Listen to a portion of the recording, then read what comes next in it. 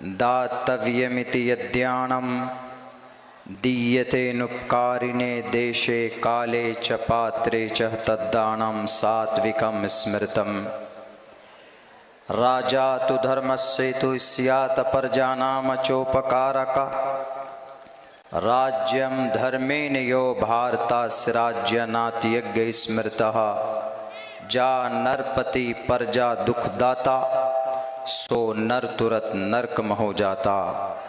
ओम नमः भगवते वासुदेवाय विश्वेश्वरा आदि पुरुष अपरंपार अल्लेख पुरुषा नमः।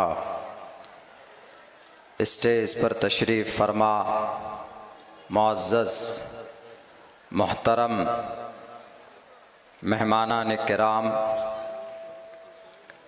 खुसूसन हमारे इस मंच में हमारे स्वामी जी और इस प्रोग्राम की जो सबसे अच्छी बात है वो ये कि ये मुश्तरका प्रोग्राम है। जहाँ तक मेरे इल्म में ये बात आई है कि हर जमात और हर मकतबे फ़िक्र के लोग यहाँ पर जमा हुए हैं। ये इस जमखंडी की धरती पर एक तारीख़ी प्रोग्राम है, वरना आज लोग बटे हुए होते हैं, लेकिन अगर इन बटे हुए सरों को एक प्लेटफॉर्म पर जमा किया है तो जमखंडी वालों की ये हिम्मत और ये तारीख़ में लिखी जाने वाली बात है। मैं दूसरी बार आपके इस शहर में हाजिर हुआ और इस खूबसूरत प्रोग्राम में हाज़िरी मेरे लिए सआदत की बात है, जहाँ पर मुझसे बड़े बड़े बुद्धिजीवी लोग, गुरु ज्ञानी लोग इस स्टेज पर हैं। मैं तो एक तालिब इल्म हूँ, मैं तो बहुत कुछ जानता भी नहीं हूँ, मगर आपका हुस्न ज़न है कि आप लोगों ने मुझे इस लायक समझा, तो मैं दिल की गहराई से सबसे पहले अराकीन इस प्रोग्राम का, इस बज़्म का मैं दिल की गहराई से शुक्रिया अदा करता हूँ। उनमें से खुसूसन जो नाम हैं, जनाब आरबी तिमावीर साहब, जनाब लतीफ़ ख़ान साहब, जनाब आनंद साहब, जनाब नज़ीर साहब, जनाब तौफ़ीक़ साहब, हाजी साहब, समीर गंगोली साहब, अल्ताफ़ साहब, अब्दुल साहब, हाफिज़ ईसा साहब और जिनका नाम मैं नहीं जानता हूँ, मैं सबका दिल की गहराई से शुक्रगुज़ार हूँ। बुरा नहीं मानिएगा, जो ज़र्रा जहाँ पर है वहीं सूरज और आफ़ताब के मानिंद है। मेरे भाइयों, आप लोगों ने बहुत खूबसूरत प्रोग्राम सजाया है, बहुत खूबसूरत। ऐसे वक्त में जहाँ हमारी तारीख़ और हमारा इतिहास कुरीद कर किताबों से निकाल कर उसको ख़त्म करने की कोशिशें चल रही हो, ऐसे वक्त में आप उन तारीख़ी उन्वान पर, आप उन इतिहास पर टॉपिक बनाकर आप लोगों ने एक कमेटी बनाई और फिर उस पर प्रोग्राम किया और दिल खोल कर लोगों ने बातें रखी है और रखते हैं, तो ये मेरे पास अल्फाज नहीं है कि मैं आप लोगों के इस मेहनत और आपके इस कदम का कैसे शुक्रिया अदा करूं। आपने ऐसे माहौल में अपने फ्रीडम फाइटर, स्वतंत्र सेनानी, शेर हिंदुस्तान फ़तेह अली ख़ान टीपू सुल्तान की जीवनी पर, उनकी सीरत पर, उनकी हिस्ट्री पर आपने प्रोग्राम रखा है। मैं इसके लिए भी आप सबको मुबारकबादी पेश करता हूँ। मेरे भाइयों, टीपू सुल्तान जहाँ वो बहुत बड़े मुजाहिद थे, वहीं पर वो बहुत बड़े आशिक़ रसूल भी थे। टीपू सुल्तान का नाम आज इसीलिए ज़िंदा है, वो सिर्फ़ एक बादशाह, एक राजा नहीं थे, बल्कि इस ज़मीन पर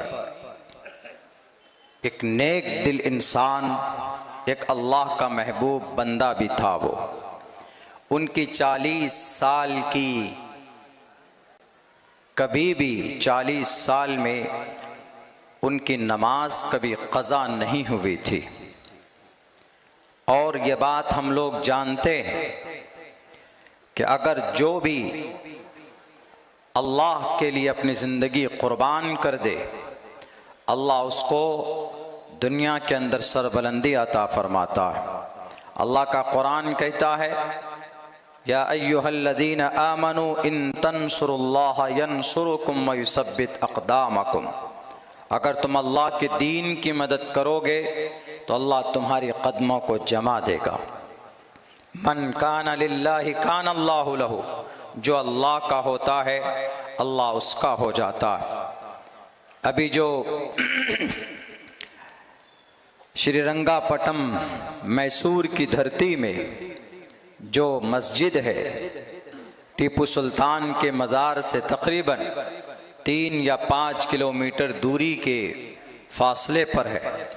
जब उस मस्जिद की बुनियाद रखनी थी टीपू सुल्तान को, तो उन्होंने ऐलान कराया कि इस मस्जिद की बुनियाद वही शख्स रखेगा जिसकी 40 साल की कभी नमाज क़ज़ा न हुई हो, क़ज़ा न हुई हो, यानी वक्त पर नमाज अदा की गई हो, 5 वक्त की नमाज वक्त पर अदा की गई हो, कभी क़ज़ा ना हुई हो। मैं एक ऐसे आदमी के हाथ से अपनी इस मस्जिद की बुनियाद रखना चाहता हूँ। 5-10 मिनट के वक्त गुजरने के बाद कहीं से कोई आवाज़ नहीं आई तो टीपू सुल्तान खुद आगे बढ़कर ईंट उठाकर मस्जिद की बुनियाद रखते हैं और वो कहते हैं कि माफ़ कीजिएगा, जब कोई आगे नहीं बढ़ा तो मुझे अपना ये राज खोलना पड़ा। ईमानदारी के साथ मैं बोलता हूँ कि मेरी 40 साल से मेरी कभी भी कोई नमाज क़ज़ा नहीं हुई है। इस शर्त पर मैं उतरता हूँ, इसलिए मैंने इस मस्जिद की बुनियाद रखी। ऐसे टीपू सुल्तान थे। टीपू सुल्तान की ज़िंदगी यकीनन रोल मॉडल हमारे लिए हो सकती, लेकिन मुसलमानों हमें ये भी गौर करना होगा, वो टीपू सुल्तान आशिक़ रसूल बना था तब वो बेखौफ हुआ था। उस टीपू सुल्तान का सर हर दिन 5 वक्त अपने रब के सामने झुकता था, तब जाकर वो जालिम अंग्रेज़ के सामने में नहीं झुका था और डटा रहा, थका भी नहीं, चलता रहा, नज़रों में नज़र डालकर बातें करता रहा। पूरा भारत डर चुका था, सारे बादशाह सरेंडर कर चुके थे, लेकिन ऐसे जालिम बादशाहों के सामने, अंग्रेज़ के सामने डटकर अगर कोई बंदा था तो वो टीपू सुल्तान था। ये ताकत आई थी इस वजह से कि वो अल्लाह का नेक बंदा था। उनकी कभी नमाज क़ज़ा नहीं होती थी। वो कभी फजर की नमाज के बाद मामूल था कुरान करीम की एक पारे की तिलावत वो किया करते थे, डेली का मामूल था। जिस दिन शहीद हुए तकरीबन 1799 4 मई के दिन मगरिब के नमाज और असर के नमाज के बीच में उन्होंने जामे शहादत नोश किया। उस दिन फजर की नमाज के बाद 2 पारे की तिलावत करके मैदान कारज़ार में निकले थे टीपू सुल्तान रहमतुल्लाहि अलैह। मेरे भाइयों, मेरे साथियों, इससे ये पैगाम, ये सबक लेने की ज़रूरत है। बहुत से लोग बहुत कुछ बोलते हैं टीपू सुल्तान के बारे में कि बहुत बड़ा मुतअस्सिब आदमी था और बहुत बड़ा फ़िरका परस्त आदमी था। उन्हें इतिहास मालूम नहीं है, उन्हें इतिहास पढ़ना चाहिए, उन्हें हिस्ट्री की और आग को उलट कर देखना चाहिए।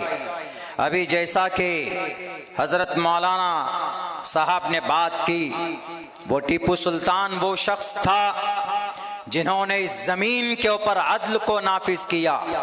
मराठा सेना पहुंचा उनके दरबार में टीपू सुल्तान से लड़ाई के लिए, लड़ाई हुए बगैर वहां से वापस उनको हार का सामना करना पड़ा। जब वहां से निकलता है मैसूर से तो टीपू सुल्तान को बदनाम करने के लिए मंदिर तोड़ देता है। टीपू सुल्तान को पता चलता है तो टीपू सुल्तान अपने लोगों को लेकर उस मंदिर के पास पहुंचते हैं और खड़े रहकर उस मंदिर को बनवाते हैं और उसी दिन ये ऑर्डर नाफिज करते हैं कि आज से एक संगठन बनेगी, एक समिति बनेगी जो मेरे इलाके के अंदर, जहां तक मेरे प्रजा रहते हैं, मेरे लोग रहते हैं, जहां तक मेरा बॉर्डर है, वहां के हर एक मस्जिद की निगरानी ये समिति करेगी। उन लोगों के लिए ये सबक है जो लोग कहते हैं कि टीपू सुल्तान नफरत करते हैं। अगर नफरत करते हैं तो इतिहास में मंदिर बचाने के लिए संगठन क्यों बनाई उन्होंने? उन लोगों से सवाल किया जाए, नहीं बोल पाएंगे।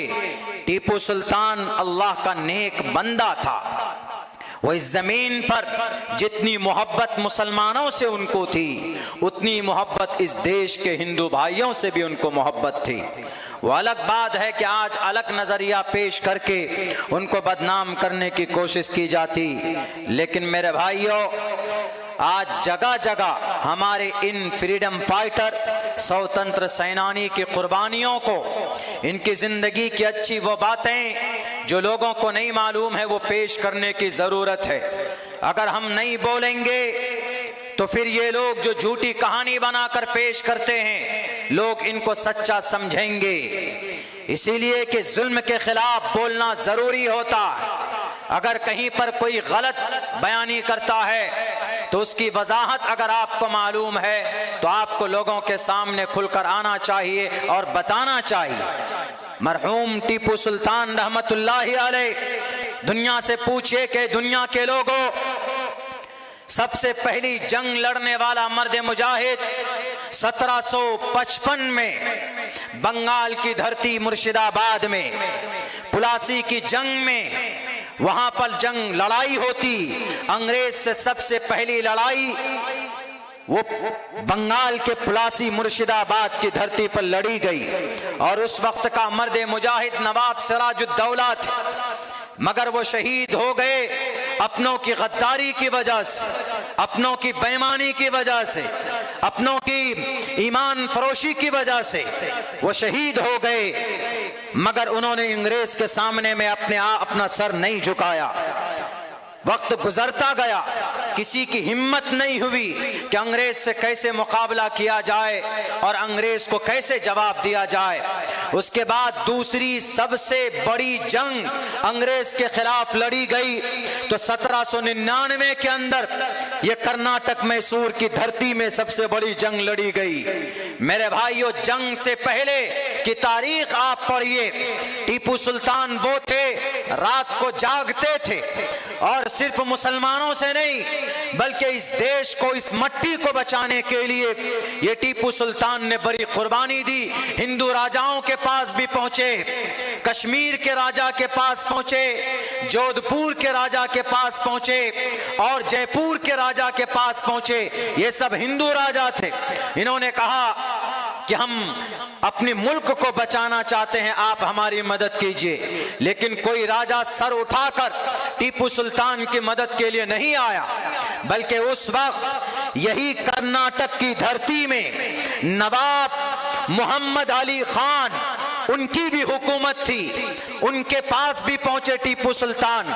उन्होंने भी कहा कि हम आपकी मदद नहीं करेंगे। वो अंग्रेज से जाकर मिल चुका था। निजाम दक्कन हैदराबाद को निजाम दक्कन निजाम के कब्जे में था। निजाम के पास पहुंचे टीपू सुल्तान और इन्होंने कहा कि हम अपनी बेटे की शादी आपकी बेटी से करना चाहते हैं ताकि हम मिलकर अंग्रेज से मुकाबला कर सके। उन्होंने भी कहा कि हम तुमसे हाथ नहीं मिलाएंगे। मुस्लिम नेता थे, मुस्लिम थे, निजाम दक्कन भी और नवाब मोहम्मद अली खान भी और ये मराठा सेना भी, इन तीनों से मदद मांगी कि अंग्रेज से मुकाबले के लिए आओ मैदान में। मगर इन तीनों ने कहा कि हम तुम्हारी मदद नहीं करेंगे। जब हर तरफ से नाउम्मीदी हाथ लगती है, मेरे भाइयों, जंग का ऐलान होता। 4 मई 1799 की तारीख आ जाती। उस दिन फजर की नमाज के बाद अपने पिए मीर हबीबुल्लाह के साथ बैठकर मशवरा करते हैं उसी मस्जिद में, अपनी हवेली की उस मस्जिद में। मीर हबीबुल्लाह कहते हैं कि टीपू सुल्तान साहब, आप क्या कीजिएगा, आपकी इज्जत बहुत बड़ी है, आप सरेंडर कर जाइए, बादशाह कुछ ना कुछ अंग्रेज तो दे ही देगा, कम से कम बच्चों की जान बच जाएगी, बच्चे यतीम नहीं होंगे और यहाँ के लोगों को गुलामी की जंजीर में नहीं जकड़ना, ये गुलामी नहीं करेंगे, आजाद हो जाएंगे।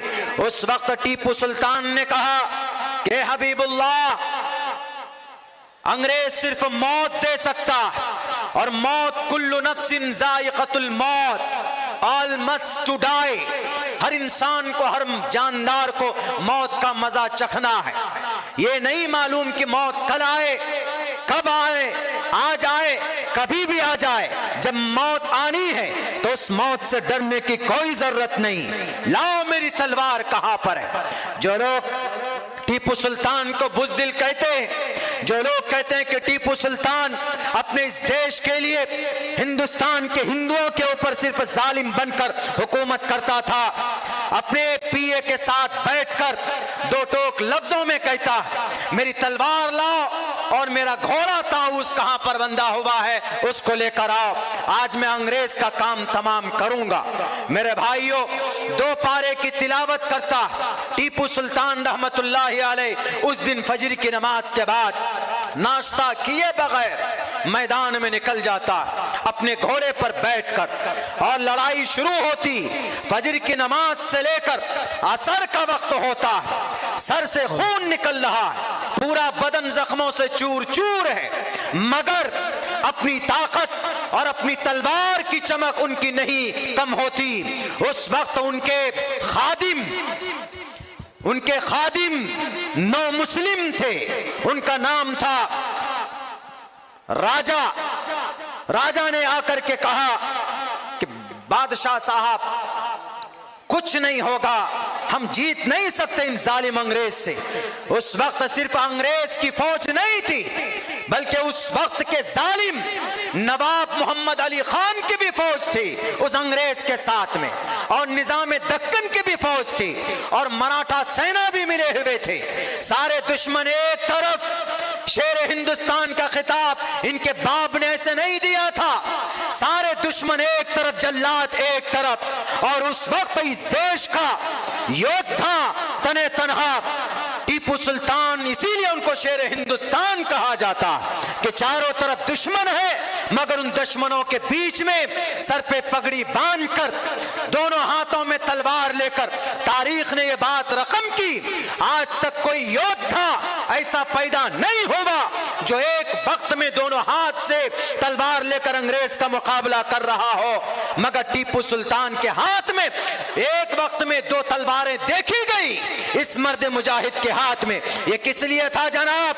आजकल के इन मीडिया वालों से पूछिए, आजकल के इन लुटेरों से पूछिए, आज इन डुप्लीकेट देश भक्तों से पूछिए कि उस वक्त 1799 में फजर की नमाज से लेकर असर की नमाज तक अपने खून को पानी की तरह बहा रहा है पसीने के मानिंद, तो उस वक्त का कोई और नहीं बल्कि एक सच्चा देशभक्त, एक सच्चा आशिक रसूल फतेह अली खान टीपू सुल्तान रहमतुल्लाहि अलैह थे।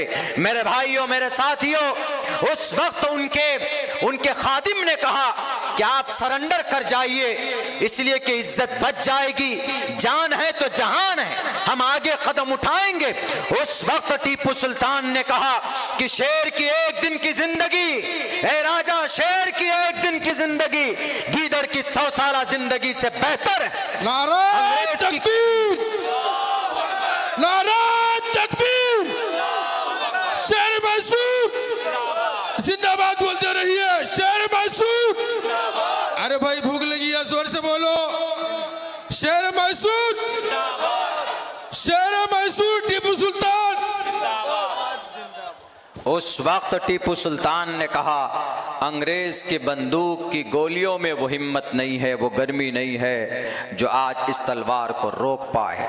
मेरे भाइयों, मगरिब के नमाज के वक्त में फजर से लेकर असर तक, असर से मगरिब तक सारे लोग साथ छोड़ चुके थे, शहीद हो गए सब के सब। और लुटेरा कमबख्त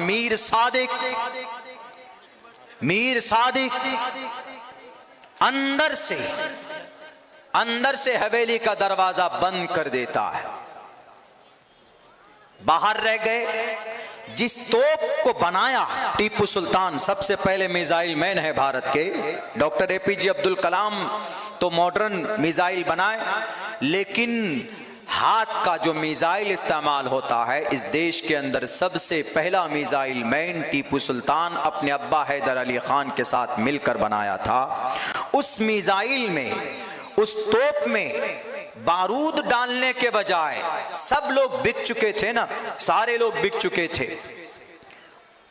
बारूद डालने के बजाय वो लोग मट्टी डाल रहे थे, मट्टी।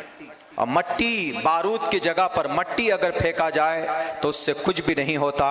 टीपू सुल्तान समझ गए कि ज़मीर फरोश हमारे ही बीच में है, दरवाज़ा बंद कर दिया जाता है। जब पलट कर देखते हैं टीपू सुल्तान के दरवाज़ा बंद है और मीर सादिक ने अपने लोगों ने की। मीर सादिक अंदर से दरवाज़ा बंद करके बाहर आता है, उसका भी खात्मा वहीं पर होता है। मीर सादिक का, नालायक का, उस नहंजार का, उस दज्जा, उस दजल का, उस बेईमान का, ज़मीर फरोश बेईमान इंसान।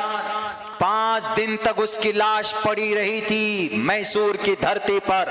5 दिन तक बैरकैफ टीपू सुल्तान के घोड़े पर वार किया जाता है, गोली मारी जाती है, ताऊस नामी घोड़ा वहीं पर गिर जाता है। टीपू सुल्तान दूर जाकर गिरते हैं, उनकी पगड़ी भी निकल जाती है, तब भी दोनों हाथ से तलवार उठाते टीपू सुल्तान। ये जो लफ्ज़ शेर है, शेरे हिंदुस्तान, ऐसे नहीं है, हमारे और आपके लिए नहीं है। हम और आप तो 1 किलोमीटर दौड़िए तो हाँपने लगते हैं, कांपने लगते हैं। शेरे हिंदुस्तान फजर की नमाज के बाद से लड़ रहा और कोई बैकअप नहीं है, कोई स्ट्रॉन्ग जमात नहीं है उनके साथ, तने तनहा कुछ लोग थे हमरा, शहीद हो चुके थे। फिर उठते हैं, सर पे पगड़ी नहीं, दोनों हाथ से तलवार लेकर आगे बढ़ते हैं, मैदान में निकलते हैं। उसके बाद मेरे भाइयों, कम से कम 25 से 30 अंग्रेज के फौजों को वासिले जहन्नम किया। एक पेड़ के नीचे से छुपकर बड़ी शार्प उससे निशाना साधा गया तो टीपू सुल्तान की ये कनपट्टी पर गोली लगी, यहां पर गोली लगी। जब उनकी यहां पर गोली लगती है तब वह बेहोश होकर वहीं पर गिर गए। तब भी अंग्रेज में यह हिम्मत नहीं थी, 1 घंटे तक उसकी बॉडी के पास तक नहीं गया अंग्रेजी कोई फौजी। क्यों? शेर सोया हुआ है, कहीं उड़ गया तो हमारा खात्मा हो जाएगा। नारे तकबीर, नारे तकबीर, शेर हिंद टीपू सुल्तान, शेर हिंद टीपू सुल्तान, नारे तकबीर। तो ये टीपू सुल्तान का एक रौब था। 1.5-2 घंटे के बाद में एक फौजी जाता है डरता हुआ, कांपता हुआ। जनरल हॉर्स छुपकर पीछे से देख रहा है कि देखो जरा, मरा के जिंदा। डर डर कर पहुंचे, पैर हिलाया, उसके बाद ऐसे पलटाया, देखे कि नहीं वो शहीद हो चुके हैं। तब जनरल हॉर्स आता है दौड़ता हुआ, बुज़दिल कमबख्त, पूरा साजिश रचने वाला, और उसके सीने पर चढ़ता है। सीने पर चढ़कर तब कहता है 1799 में, तब वो कहता है कि आज से ये देश हमारा है, क्योंकि आज हमने हिंदुस्तान के शेर को शहीद किया है। आज मेरे रास्ते में रुकावट पैदा करने वाला कोई नहीं। ए देश के लोगों, ये थे टीपू सुल्तान। लाओ ऐसी कोई तारीख, किसी मां ने आज तक ऐसा बच्चा, ऐसा योद्धा पैदा नहीं किया।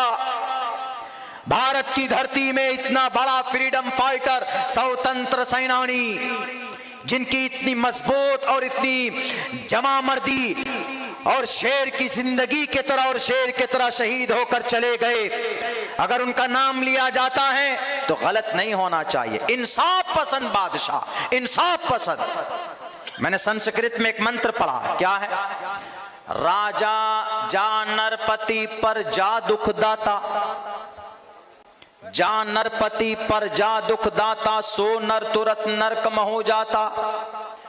जो राजा अपने प्रजा के साथ इंसाफ करता है, इसमें तो नरक में बारे में लिखा है कि जो राजा अपने प्रजा के साथ जुल्म करता है वो हमेशा मरने के बाद फौरन नरक में जाता है। इसका उल्टा माना ये कीजिए कि जो राजा अपने प्रजा के साथ इंसाफ करता है, जो नहीं करता वो नरक में जाता है। इस मंत्र में लिखा है जा नरपति पर जा दुख दाता, जा नरपति पर जा सुख दाता। जो राजा अपनी प्रजा को सुख देता है वो मरने के बाद फौरन स्वर्ग में जाता है। इस मंत्र के आधार पर हम ये भी कह सकते हैं कि हमें कभी उम्मीद है अल्लाह की जात से कि टीपू सुल्तान के साथ अल्लाह ने अच्छा मामला किया होगा, इसलिए कि जिस आदमी की 40 साल से कभी नमाज कज़ा नहीं हुई वो आदमी अल्लाह का कितना बड़ा मुत्तकी होगा, अल्लाह का वली होगा। वो राजा ही नहीं था। अगर आरोप लगाते हैं तो गलत है। उनके बारे में उनके औसाफ और कमालात को पढ़ा जाए, दुनिया की किताबों में मौजूद है। कितनी कोशिशें की उस बेचारे ने, कितनी कोशिशें की इस देश को आज़ाद करने के लिए, किसानों की भलाई के लिए। उन्होंने एग्रीकल्चर जो लोन दिया जाता है आज की तारीख में, आरबीआई ने जो उसको बाकी रखा एग्रीकल्चर किसान लोन, ये टीपू सुल्तान का इजाद किया हुआ है। जो रेशम का कारोबार है ये टीपू सुल्तान का इजाद किया हुआ है। ये जो भूमि सुधार है ये टीपू सुल्तान का इजाद किया हुआ है। लोगों के हक में था वो। अंग्रेज ने बड़े बड़े ऑफर दिए, उन्होंने कहा कि बिल्कुल नहीं।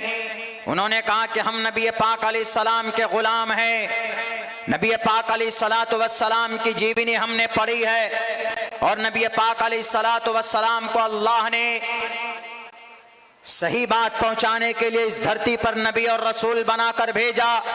नबी पाक अलैहिस्सलाम के पास भी पहुंचे थे अबू जहल, उतबा, शैबा, वलीद, हंजला, मुगीरा। आपके चचा के पास अबू तालिब के पास पहुंचे तो आप अलैहिस्सलाम के चचा को ये कहा, अबू जहल ने कहा कि अबू जहल तुम्हारा भतीजा क्या चाहता है? पैसा चाहता है, दौलत चाहता है, हुकूमत चाहता है, कुर्सी चाहता है या किसी खूबसूरत लड़की से शादी करना चाहता है? जो चाहे बोलो, हम देने के लिए तैयार हैं। लेकिन ये जो दीन लेकर आ रहा है, ये जो एक एक अल्लाह की बात कर रहा है, ये जो नया कुरान नया पैगाम की बात कर रहा है, बस सिर्फ कह दो को उससे रुक जाए। तो उन्होंने कहा था, अल्लाह के नबी ने कहा था अपने चचा को, अबू तालिब को। अबू तालिब ने जब कहा कि बेटे फला फला आए थे, ये ऑफर दे करके गए, उन्होंने उस वक्त में कहा, ए चचा ये लोग तो कुछ भी नहीं है, कुछ भी ऑफर नहीं है। अगर ये लोग आसमान से चांद और सूरज दोनों मेरे दोनों हाथ में लाकर रख दें, मैं फिर भी कयामत तक मैं उस काम को करता रहूंगा, मरते दम तक उस काम को करता रहूंगा जिस काम के लिए मुझे मेरे रब ने नबी और रसूल बना करके भेजा है। मेरे भाइयों, मेरे साथियों, ये नबी की सीरत को कोड किया अंग्रेज के सामने में। उन्होंने कहा कि जब तक मैं मैसूर की धरती पर हो, कर्नाटक के इलाके में जब तक मेरी हुकूमत है, ए अंग्रेज तू कान खोल कर सुन ले, सपने में भी अगर तुझे मेरी तस्वीर नजर आए तो वहां यह समझ लेना कि टीपू सुल्तान का यह पैगाम है। तो पूरी इंग्लैंड बर्तानिया मेरे हाथ में लाकर रख देगा, बल्कि वहां का राजा और प्रिंस बना देगा मुझे, मैं तब भी भारत की जमीन का एक टुकड़े का सौदा तुमसे करने के लिए तैयार नहीं हो। ये था टीपू सुल्तान रहमतुल्लाहि अलैह। नारा तकबीर, शेर हिंद टीपू सुल्तान, शेर हिंद हजरत टीपू सुल्तान। मेरे भाइयों, आज के इस पुरफितन दौर में अलग अलग तरह से साजिशें रची जाती है। हमारे फ्रीडम फाइटर स्वतंत्र सेनानी के ताल्लुक से, नबी पाक अलैहिस्सलाम के ताल्लुक से। इसमें एक ये है कौमी एकता सम्मेलन भी है, इसमें एक लफ्ज़ भी है। कौमी एकता का क्या मतलब और आधार? कौमी एकता का मतलब ये कि सारे कौम के लोग एक साथ मिलजुल कर रहे हैं। बहुत बड़ा पैगाम, बहुत अच्छा पैगाम। लेकिन ये कैसे होगा? अभी तो मीडिया वाला चला रहे कि अरे भाई कुरान में जिहाद है, नबी की जिंदगी में जिहाद है। जब वो ये चीज़ें व्हाट्सएप पर चलाएंगे कि अरे ये जिहादी लोग हैं, ये जिहादी मुसलमान जिहादी होते हैं। उत्तराखंड में 214 मदरसे बंद कर दिए गए। अभी इसी साल एक इमाम साहब अपने घर में कुरान का ट्यूशन बच्चों को पढ़ाते थे, नूरानी कायदा कुरान सिखाते थे, उसको भी ताला लगा दिया, सील कर दिया। कहा क्यों? कहा कि ये जिहादी तालीम हो रही है, यहाँ पर जिहाद हो रहा है यहाँ पे, इसीलिए बंद करो। एक तरफ से जब ये बातें, ये पैगामात मीडिया के जरिए से, बड़ी main stream media, electronic media, print media, WhatsApp, social media पर डालेंगे ये चीज़ें, तो जाहिर सी बात है कि एक बहुत बड़ा तबका हमारे सनातनी भाइयों में, एक बहुत बड़ा तबका ऐसा है, बल्कि हमारे मुसलमानों में भी एक बहुत बड़ा तबका ऐसा है कि जो हमारी शरीयत को नहीं जानते, वो ये समझेंगे कि ये बात तो सही कह रहा, क्योंकि कुरान में यकीनन ऐसी आयतें हैं बहुत सी जिसका मतलब है जंग करना, लड़ना, स्ट्रगल करना, मुकाबला करना। जैसे फ़क़्तुल मुशरिकीन हैसु वजदतुमूहुम उज़िन लिल्लज़ीना युक़ातलूना बिअन्नहुम ज़ुलिमू, क़िताल करो, ये सब है। बज़ाहिर इनके मानी को समझकर वो तो यही समझेंगे कि हाँ सही बात है। जब कुरान में ये बातें हैं और कुरान जिन पर नाजिल हुआ वो 9 जंग में गए, पहली जंग जंगे बद्र हुई, दूसरी जंगे उहद हुई। जब ऐसी बातें आएंगी तो कौमी एकता तो रहेगा ही नहीं, कौमी एकता का पारा पारा हो जाएगा, नफरतें परवान चढ़ेंगी। तो फिर इसको कैसे दूर किया जाए, इसको मैं ज़रा अपनी स्पीच में, तकरीरों में, आजकल की तारीख में समझाता हूँ। मैंने कहा कि देखिए, कोई भी शास्त्र है, कुरान है, कुरान को आलिम दीन ही समझा सकते हैं, वैद है स्वामी लोग ही समझा सकते हैं, पुरोहित वगैरह ही वेदों को समझा सकते हैं, या जिन्होंने वेद का ज्ञान लिया है, जो संस्कृत जिन्होंने पढ़ा है और जिन्होंने उसके ऊपर अध्ययन किया है, वही समझा सकते हैं कि वेदों के अंदर क्या है।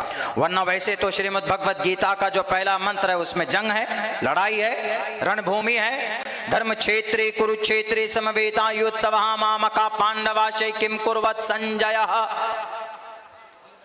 धर्म क्षेत्रे कुरुक्षेत्रे, कुरुक्षेत्र में बताओ जब लड़ाई चल रही है महाभारत के मैदान में अर्जुन, कौरव और पांडवों के बीच में, तो ये धृतराष्ट्र कहते हैं, ये संजो जरा बताओ कि महाभारत की जो लड़ाई हो रही है मेरे दोनों बेटों में कौन जीत रहा है, कौन हार रहा है। लड़ाई की बात है। श्रीमद् भगवद गीता में पहला मंत्र जो है वो लड़ाई पर है। तब इसके मतलब इस पर एतराज, तो इसको कौन समझा सकता? जो गुरु लोग है वही समझा सकता।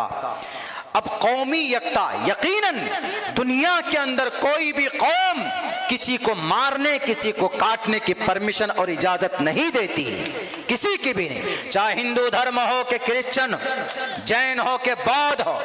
दुनिया के अंदर जितने भी मजाहिब हैं, दुनिया के अंदर 350 बड़े मजाहिब हैं। नाचीज ने हर एक मजहब के मूल मंत्र को पढ़ा है, उनके अकीदे को करीब से देखा है, लेकिन किसी भी ग्रंथ में यह बात लिखी भी नहीं है कि तुम्हारे मजहब को अगर कोई ना माने तो तुम उसको मार दो, बिल्कुल नहीं। किसी भी मजहब के अंदर किसी इंसान को तकलीफ पहुंचाने की परमिशन और इजाजत नहीं, चाहे मजहब इस्लाम हो, चाहे सनातन धर्म हो, चाहे क्रिश्चियन हो, चाहे बौद्ध हो, चाहे जैन हो, चाहे कन्फ्यूशनिज्म हो, चाहे आशूरियो हो, चाहे शनटू हो। दुनिया में बहुत सारे 350 बड़े मजहब है जिन्हें आप उंगली में गिन सकते, किसी भी मजहब में नहीं।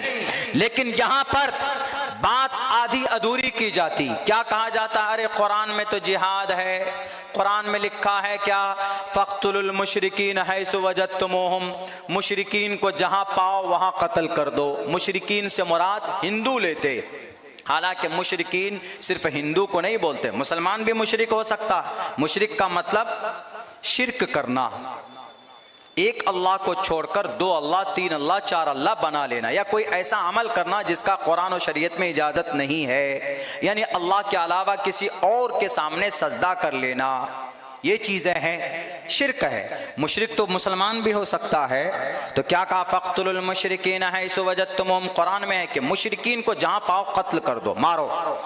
तो इसका मतलब है कि जो भी शिर्क करने वाला है उसको जहां पाओ मार दो, चाहे हिंदू हो कि मुसलमान हो कि क्रिश्चियन हो। बिल्कुल नहीं, इसका यह मतलब नहीं है। इसका मतलब आपको समझना पड़ेगा। कैसे? इसका मतलब यह समझना पड़ेगा, मुशरिकीन से मुराद यहां पर राक्षस है। राक्षस और राक्षस को मारना ऋग्वेद में है। कहां है? रुद्रवो गिरीवाश्रयित पिशाच अव ब्रह्मा दुविशो जहि तुवम तूर्य तरुष्यतः सत्यम विभाजनी। इसका मतलब क्या है? तुवम तूर्य तरुष्यतः, जहां शत्रु को देखो उसकी गर्दन मार दो। शत्रु मतलब राक्षस, शत्रु मतलब हिंदू नहीं, क्रिश्चियन नहीं, मुसलमान नहीं। शत्रु मतलब राक्षस, जैसे रावण, जैसे अंधकासुर, जैसे दुर्गम राक्षस, ये है शत्रु।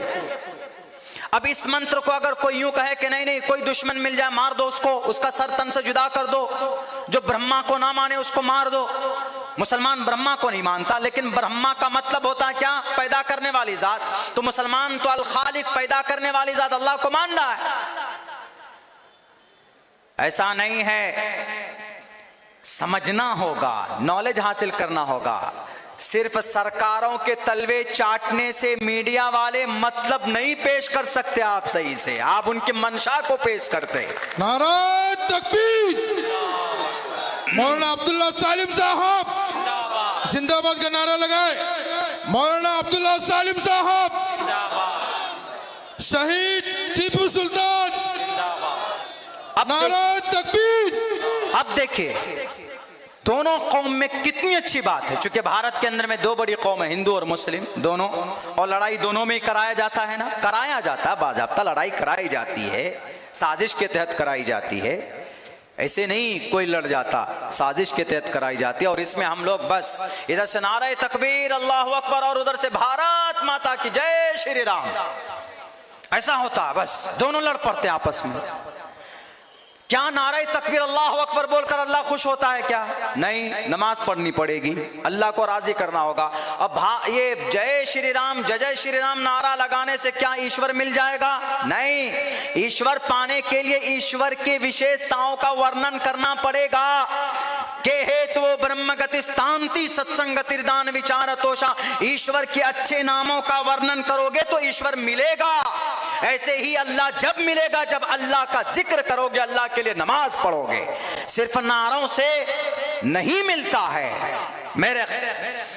तो क्या तर्जमा करते हैं? फ़क़्तुल मुशरिकीन हैसु वजदतुमूहुम। देखिए मुशरिकीन को जहां पाओ कत्ल कर लो। अल्लाह के नबी मक्का में 13 साल रहे, 13 साल के बाद मदीना चले गए।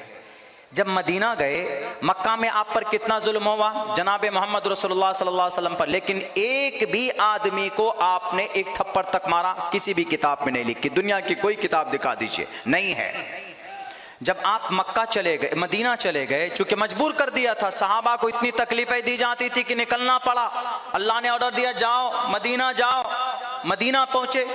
2 साल के बाद तब इजाजत दी गई कुरान के जरिए से कि जो तुमसे लड़ता है, जो तुमसे लड़ाई करता है।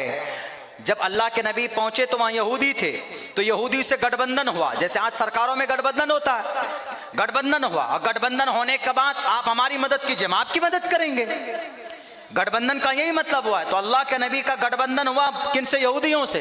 यहूदियों को यह कहा कि भाई आप मेरे खिलाफ नहीं लड़ोगे, मैं आपके खिलाफ नहीं लड़ूंगा, और आप मेरे खिलाफ साजिश नहीं करोगे। आप अगर किसी से जंग होगी, अल्लाह के नबी ने कहा मेरी किसी से जंग होगी तो आप साथ दोगे, हम दोनों मिलकर रहेंगे। आपका मजहब आपके पास, हमारा मजहब हमारे पास, ये गठबंधन हुआ। मगर उनमें से ही कुछ मीर सादिक, मीर जाफर के औलाद थे, मुनाफिक यहूदी, उन्होंने अबू जहल से रिश्ता मजबूत कर लिया। और अबू जहल उन्हीं के पास टेलीग्राम भेजता था कि अरे हमने तो नबी को यहां से भगाया और तुम वहां पनाह दे रहे हो नबी को, भगाओ वहां से, मारो उनको।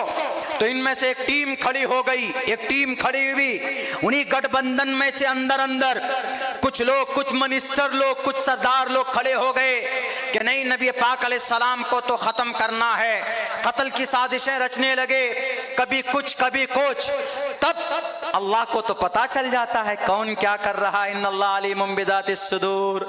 तो अल्लाह के नबी पर वही आई, ए अल्लाह के नबी फ़क़्तुलुल मुशरिकीन हैसु वजदतुमूहुम, जिनसे आपने गठबंधन किया है ना, एक तो मुझे एक मानते नहीं हैं, दो दो तीन तीन मानते हैं मुझे, वो ऊपर से आपको कत्ल करने की साजिशें करते हैं। इसीलिए उन मुशरिकीन को जहां पाओ उनको कत्ल कर दो।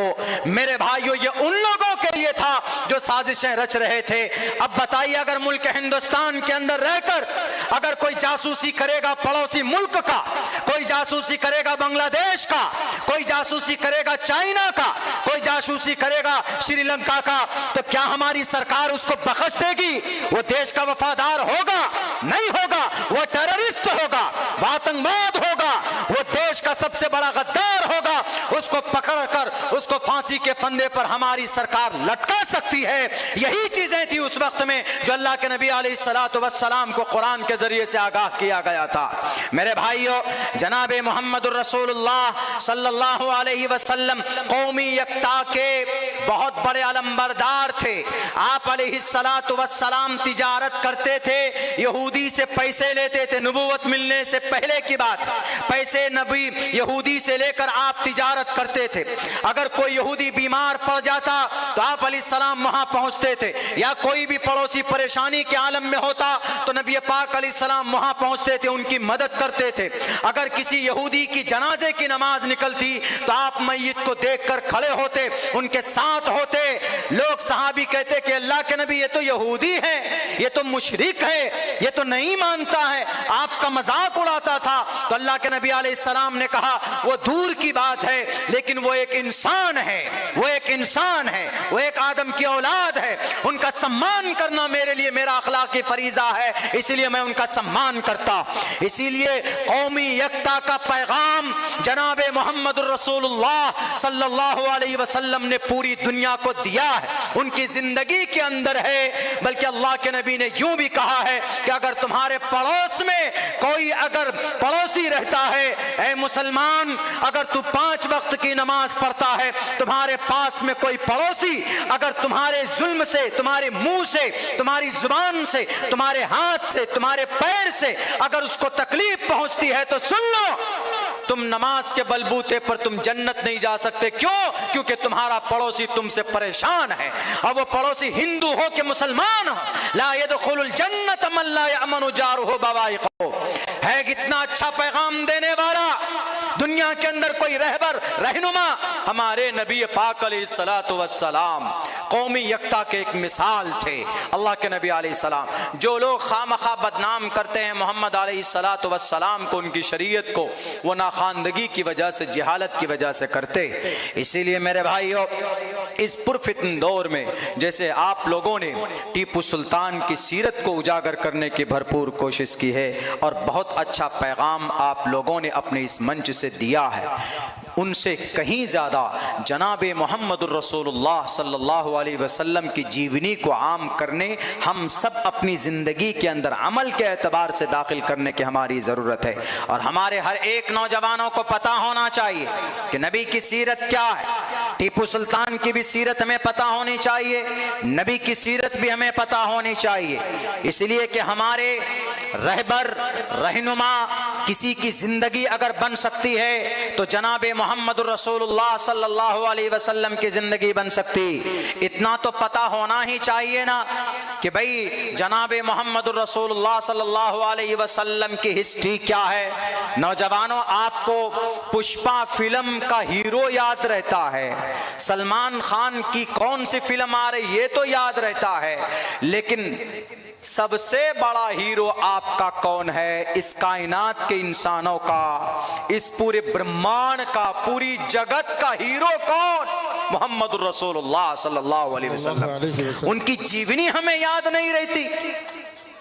अगर लोग आज बदनाम करते हैं नबी पाक अलैहिस्सलाम को, तो आप उन्हें प्यार से समझाइए, बताइए। बहुत से लोगों को नहीं मालूम जिहाद के बारे में। जिहाद का मतलब बहुत आसान है, जिहाद को तो बदनाम कर दिया है। जिहाद का मतलब स्ट्रगल करना, कोशिश करना। अगर कोई आदमी अपने ख्वाहिश नफ्स को मिटा रहा है तो जिहाद बिन नफ्स कर रहा है। अगर कोई आदमी कहीं पर इल्म की शम्मा जला रहा है, तालीम पर मेहनत कर रहा है, जिहालत को ख़त्म कर रहा है, तो जिहाद बिल इल्म कर रहा है। अगर कहीं पर कोई आदमी अच्छा काम कर रहा है, स्ट्रगल कर रहा, मेहनत कर रहा, तो वो भी जिहाद कर रहा है। जैसे मिसाल के तौर पर एक लफ्ज़ है, बहुत बोलते हैं, आई लव यू बोलते हैं। लफ्ज़ आई लव यू है, अंग्रेजी वर्ड है,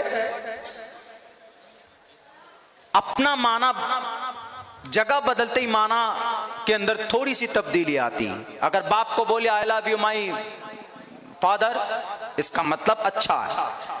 माँ के साथ बोल सकते हैं I love you my mother, बोल सकते हैं, अच्छा है। बीवी को बोल सकते हैं, बीवी को बोलिए तो बीवी अच्छा खाना भी दे सकती है आपको एक टाइम में। बेटी को बोल सकते हैं, बहन को बोले I love you my sister, I love you my daughter, I love you my brother, कोई बात नहीं। इसका एक मतलब बहुत खराब भी है, बहुत खराब। सड़क पर चलती हुई किसी गैर महरम को आई लव यू बोल दिया तो चप्पल इतने पड़ेंगे कि सर का बाल साफ हो जाएगा। इसका एक मतलब ये भी है, यही देखिए लफ्ज वही है, लेकिन जगह बदलते इसका माना और मतलब के अंदर तब्दीली आई। तो ऐसी जिहाद है, जिहाद का माना बदलता रहता है। रणभूमि में जाएं, मैदान में, लड़ाई के मैदान में, तो वहां इसका मतलब कत्ल होता है, लड़ाई, मार धार। यही जिहाद शैतान के सामने में शराब के खिलाफ, अगर आपका मन नहीं कर रहा, नहीं भाई मन कर रहा शराब पीना, लेकिन नहीं पिएंगे अल्लाह नाराज होता है, तो यहां पर भी आप जिहाद कर रहे हैं। किससे? शैतान से। ये इन मीडिया वालों को क्यों नहीं मालूम, इन्हें क्यों नहीं पता? 15 साल तक मोहम्मद रसूलुल्लाह ने किसी इंसान को जर्रा बराबर तकलीफ नहीं पहुंचाया। 15 साल तक। नबी 13 साल तक मक्का में रहे। जब आपको नबूवत मिली तो आप अलैहिस्सलातु वस्सलाम को कितनी तकलीफें दी गई मुसलमानों पता है? बिलाल हबशी को तड़पा कर मारा गया। नबी के सामने पहुंचे, नबी ने कहा सब्र करो। बीबी समैया को बीच से चीरा गया। नबी पाक अलैहिस्सलाम ने कहा कि अल्लाह तुम्हें जन्नत दे। हजरत जुबैर की आंखें निकाली गई। नबी ने कहा सब्र करो। हजरत खब्बाब को अंगारों पर लिटाया गया। नबी ने कहा कि सब्र करो। यहां तक के घर से बाहर कर दिया गया, मक्का से मदीना भेज दिया गया। नबी ने कहा सब्र करो। इसी मक्का में 3 साल तक ऐसे ही एक बंद घाटी के अंदर शैब अबी तालिब के अंदर सहाबा को बंद किया गया और खाने के लिए कुछ भी नहीं था। बच्चे भूख से तड़प तड़प कर उनकी जान जा रही थी। माओ के छातियों में दूध नहीं कि अपने मासूम बच्चों के हलक में उतार दे। मेरे भाइयों, मेरे साथियों, नबी ने तब भी कहा कि हम नहीं लड़ेंगे, क्योंकि अल्लाह ने मुझे लड़ने के लिए नहीं भेजा है, बल्कि अल्लाह ने मुझे पूरी कायनात के लिए रहमतुल लिल आलमीन बनाकर भेजा है। कौम की और समाज की परवाह अगर इस धरती के ऊपर किसी ने की है तो जनाब मोहम्मद रसूलुल्लाह सल्लल्लाहु अलैहि वसल्लम ने की। मेरे भाइयों, वक्त चूँकि काफ़ी हो चुका है, मैं बहुत ज़्यादा थका हुआ भी हूँ। बस मैं इतना कहना चाहता हूँ आज के इस तारीख़ी आज़िमुश्शान जलसे से कि बहुत अच्छा प्रोग्राम, बल्कि मैं अपने दूसरे प्रोग्राम में भी इसका तज़किरा करूँगा कि इस तरह का प्रोग्राम हमारे मुल्क हिंदुस्तान के हर एक जिले में होना चाहिए। हर एक जिले में, आप किसी भी पार्टी से, आप अलग अलग मत रख सकते हैं, आप किसी की पार्टी के भी समर्थक हैं, आप रह सकते हैं, लेकिन यह है कि जब कौम की, समाज की बात आए तो एक प्लेटफॉर्म पर खड़े हो जाइए। इंशाअल्लाह इससे भारत को सबसे ज़्यादा तक़वियत मिलेगी और इससे हमारा मुल्क सुपर पावर ताकत होगा। और इन जो लोग लड़ाते हैं उनको उनकी औकात याद दिलाइए अपनी इल्म की रोशनी में, भारत के संविधान की रोशनी में। बहुत बहुत शुक्रिया, जज़ाकल्लाह। अस्सलामु अलैकुम वरहमतुल्लाहि वबरकातुहू।